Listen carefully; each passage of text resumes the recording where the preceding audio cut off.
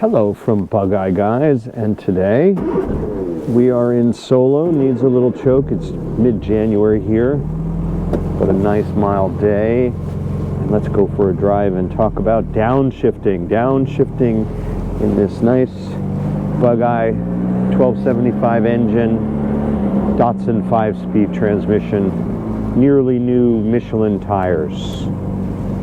A really nice car and a good package. But we're out on a mission of training and helping all our new customers with their shifting technique, because even though some of you watching have been driving these cars for generations, we have plenty of clients who are new to this world and they're wondering, how do I downshift properly? So let's get into that.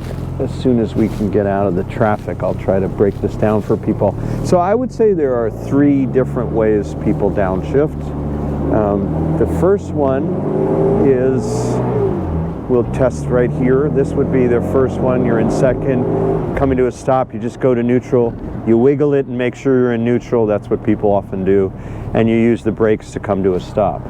And the problem with that technique is that if somebody comes bearing down from behind you, or you need to get away in a hurry, you are sort of dead in the water. You're in neutral and you have no drive. So I don't care for that technique, and I think that's something people do when they get intimidated and they just kind of don't know what to do. They figure neutral is safe.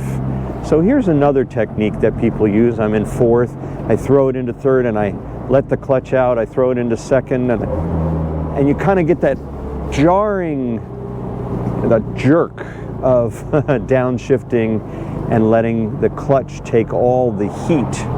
And I dislike that method too. In fact, it's a little painful for me because it overloads the drivetrain. You're basically assaulting your car. Think about every gear in the car just gets slammed with a lot of extra load all of a sudden. It's introducing a great amount of force on a system that's otherwise perhaps a little more relaxed until you do that. So the clutch, the plates of the clutch, you let the clutch out like that and you have a tremendous amount of friction between the clutch and the pressure plate or the flywheel. So I don't care for that method either, but it is very, very common for people to do that. You see that when somebody's going along and they downshift, and you just will generally hear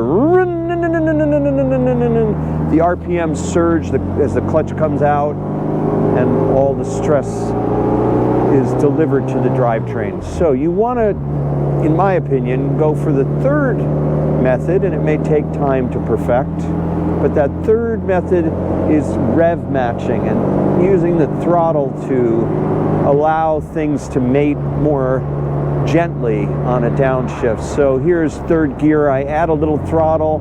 You didn't even feel me downshifting, right?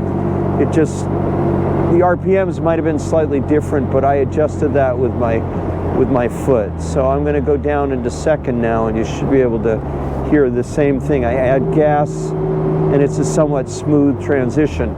Let's try the wrong way again. I'm in third. You hear how the clutch, you know, it's kind of assaultive, and so I think that it's much nicer to rev match, take better care of your engine mounts and your drivetrain.